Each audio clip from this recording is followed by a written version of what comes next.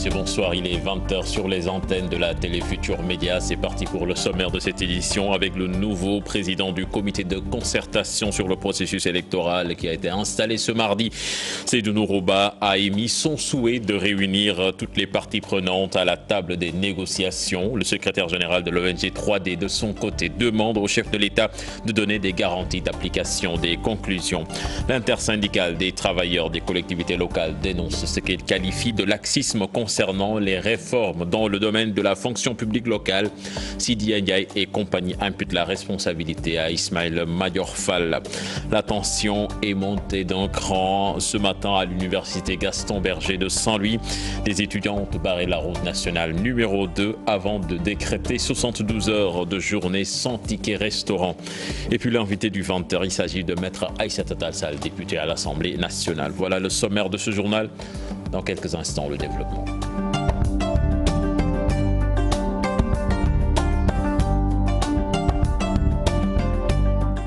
Bienvenue à toutes et à tous. Le nouveau président du comité de concertation sur le processus électoral veut faire revenir toutes les parties à la table des négociations. Seydou Nourouba a été installé aujourd'hui dans ses fonctions. Certains acteurs estiment que le président doit donner des garanties pour que les conclusions soient appliquées. Les détails dans cet élément signé Pape Faraning et Diafaraba. Après son installation, le tout nouveau président du comité de concertation sur le processus électoral fixe ses objectifs. Le premier, faire en sorte qu'une partie de l'opposition revienne à la table des négociations. Le second objectif pour Seydou Nourouba reste l'organisation des élections libres et transparentes. Tant que le possible n'est pas épuisé, le devoir n'est pas encore rempli. Et ainsi l'espoir est encore intact. Ils veulent des élections libres, crédibles et transparentes, dans le respect de la pluralité des opinions et du respect de la dignité de chacun. Avec la nomination d'une personne neutre à la tête du comité, une des exigences de l'opposition, le ministre de l'Intérieur s'attend à un large consensus. Nous ne pouvons qu'approuver, parce qu'en fait c'est ce que nous voulons. Le président de la République nous a confié ces élections et nous comptons les organiser de la façon la plus transparente possible, de la façon la plus libre et la plus démocratique. Nous avons permis à chacun de venir et de discuter. Pour certains acteurs, la balle est dans le camp du président de la République, invité à appliquer les recommandations issues du dialogue. Ce que nous voulons, c'est que les réformes qui seront proposées soient appliquées de façon effective. Parce qu'on se rend compte qu'on peut avoir les meilleures réformes du monde. S'il n'y a pas la volonté politique, on n'y arrive pas. Pour permettre à ce que toutes les parties puissent être à l'aise et que nous puissions entamer les travaux dans de meilleures conditions, je crois qu'il faut se féliciter donc, de cette décision du président de la République. De grands chantiers attendent le président du CCPE pour atteindre ses objectifs. Tout d'abord, convaincre l'opposition dite significative à participer au dialogue. Le secrétaire exécutif de l'ONG 3D, de son côté, estime qu'un pas important a été franchi, mais pas suffisant, avec la nomination de Seydou Nourouba. Moundiaï Sissé soutient qu'il faudra des garanties de la part du chef de l'État quant à l'application des recommandations. Je propose de l'écouter toujours au micro de Pape Faraning et Diafaraba. Les parties prenantes exigeaient que ce soit une personnalité neutre, une personnalité indépendante. Aujourd'hui, c'est chose faite, donc c'est un pas décisif qui vient d'être accompli. Mais je pense qu'il y a d'autres pas. Un ultime pas en tout cas à poser, c'est celui de donner des gages forts que les conclusions de ce dialogue qui vont issues de ce dialogue vont être appliquées. Je crois que c'est important et je crois qu'aujourd'hui, si du côté du pouvoir, il y a un signal fort que l'ensemble des conclusions qui naîtront de ce dialogue vont être appliquées, ça peut créer un déclic pouvant même permettre que l'opposition, une partie de l'opposition qui a boycotté, que cette opposition rejoigne la table du dialogue. Autre aspect de l'actualité, le programme triennal d'investissement public a créé la polémique à l'Assemblée nationale lors du vote du budget du ministère des Finances. L'opposition parle d'un coût exorbitant. La mouvance présidentielle de son côté parle de manque de vision de l'autre camp. Les détails dans cet élément signé Habib Faye et Mardia. Le programme triennal d'investissement public PTIP sème la polémique à l'Assemblée nationale. Un montant de 6 257 843 000 francs CFA est jugé excessif par le camp de l'opposition, ainsi qu'une répartition arbitraire. Il est évident que les coûts sont excessifs. Quand on regarde la distance qui va être parcourue et qui va être construite dans le cadre de ce projet du TR, il est évident que les chiffres qui sont annoncés, 500 milliards, 800 milliards, 1200 milliards, tout ça, c'est des chiffres qui sont astronomiques et qu'on ne peut pas expliquer pour un projet de cette nature. Ce sont des pratiques qui ne vont pas permettre à ces régions qui manquent énormément d'infrastructures, que ce soit des infrastructures routières, des infrastructures de santé et de tout autre ordre.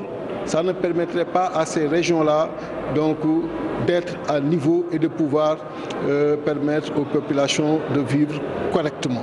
La majorité avoue que l'opposition manque de vision. Les gens parlent de coûts excessifs. Si vous regardez, vous allez à Dubaï, regardez comment ils ont construit le métro aérien. Mais ce que nous devons dire que si nous avons, que Dieu n'a qu'à donner au Sénégal les possibilités de faire des investissements de 10 000, 600 000 milliards de dollars. Le président Macky Sall a une vision qui lui permet vraiment de financer et de trouver des partenaires pour financer ces projets. Ils ont raison, l'opposition, parce qu'il ne leur reste que ça. Ils étaient là. Regardez les difficultés que nous vivons lorsqu'ils étaient là. Parmi les projets de l'État, le TER, train express régional, qui doit être en marche dès 2019, est aussi prévu, d'où un coût estimé à 412 milliards de francs CFA. Je vous l'annonçais dans les titres, le président de l'intersyndicale des travailleurs des collectivités locales s'insurge contre le laxisme, ce qu'il qualifie de laxisme concernant les réformes dans le domaine de la fonction publique locale. Sidi Ndiaye accuse Ismaël Madior Fall comme étant le seul et l'unique responsable de cette situation. Je vous propose de l'écouter. Il est interrogé par Cheikh Hassan Fall. L'intersyndicale des travailleurs des collectivités locales, qui est composé de 4 syndicats, a déjà tiré la sonnette d'alarme en déposant un préavis de grève sur l'ensemble du territoire national et dans tous les ordres de collectivités locales par rapport à la situation relative au traitement du dossier de la fonction publique locale, qui, comme vous le savez, a fait l'objet d'une loi depuis mars 2011. Nous avons travaillé en commission, il y a eu un audit du personnel, on a déposé les conclusions et les dossiers.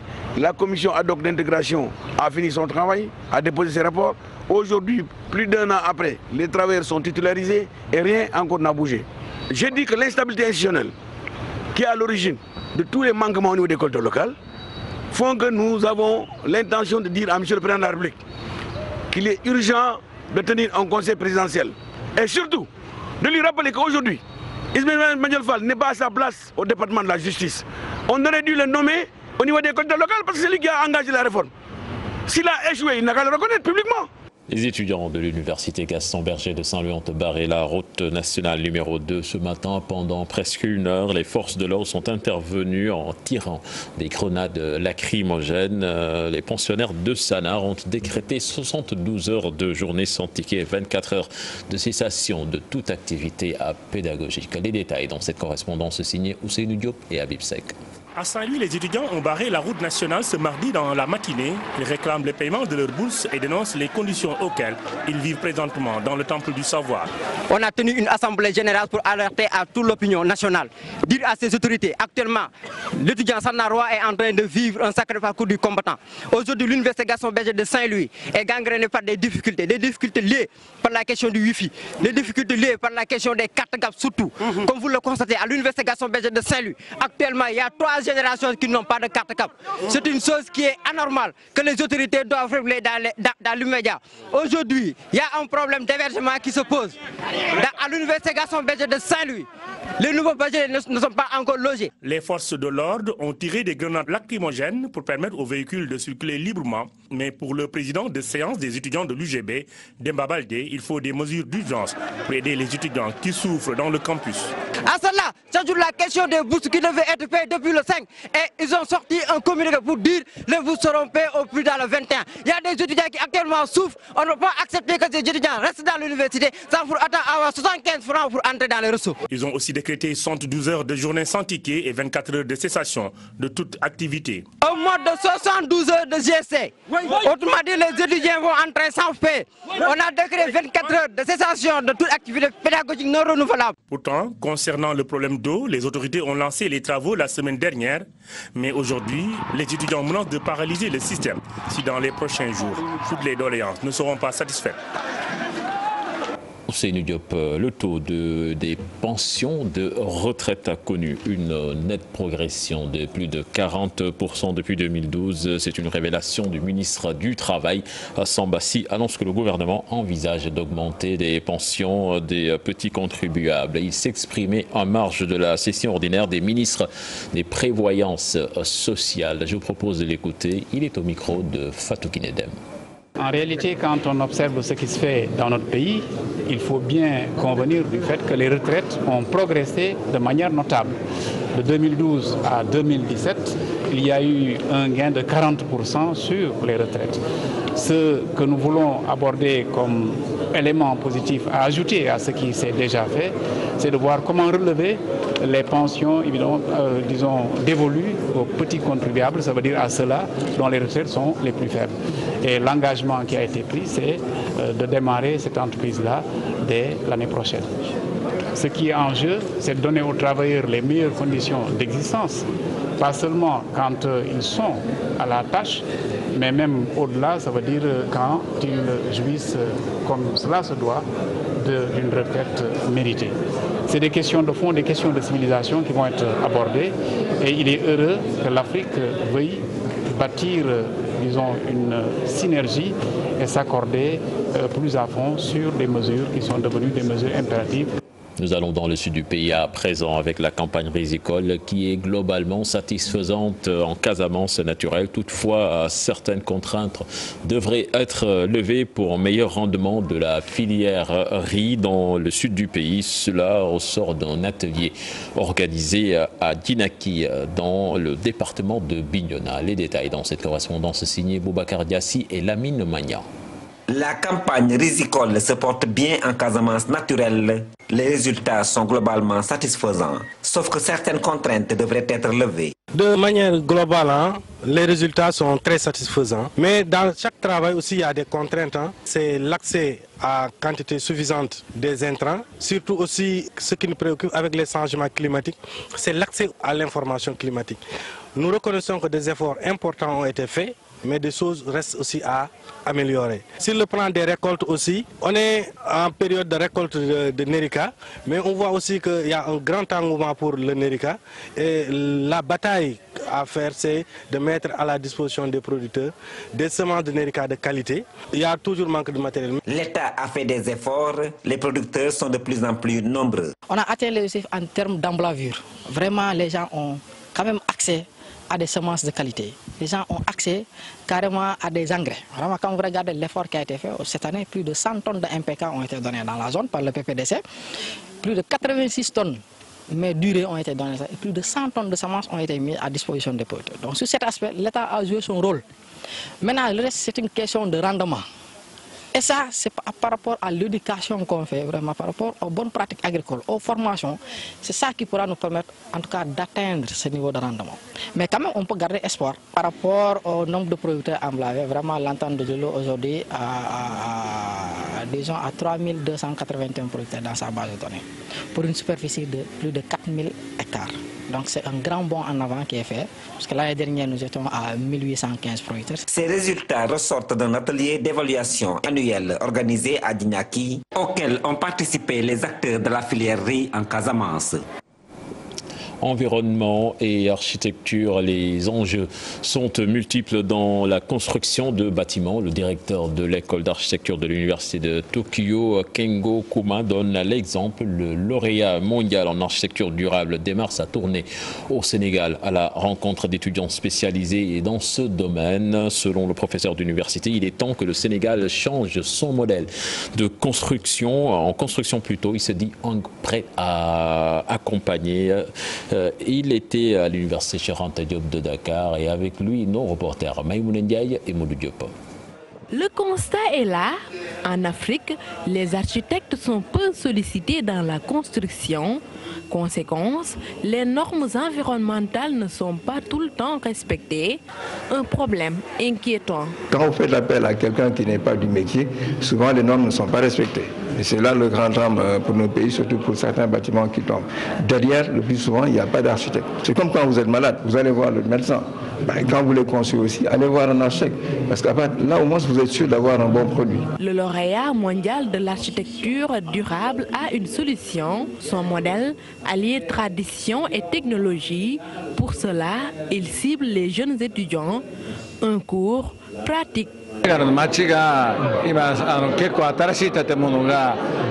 Ici au Sénégal, j'ai l'impression que les gens construisent ça et là, en ne prenant pas en compte le paysage.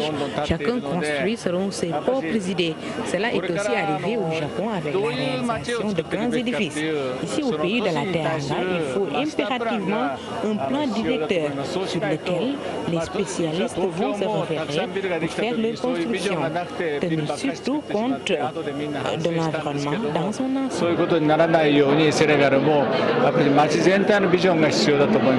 Les apprenants apprécient, ils plaident pour une Afrique nouvelle en matière d'architecture. On sait qu'aujourd'hui la construction est à 80 voire 90% faite par le béton, le ciment et tout ça, mais aujourd'hui on est capable d'intégrer d'autres matériaux qui sont propres à nous-mêmes, comme on a vu avec M. Kuma qui nous a apporté une autre vision sur le bambou, sur le bois. Donner le modèle de la tradition, étudiants et architectes sont unanimes.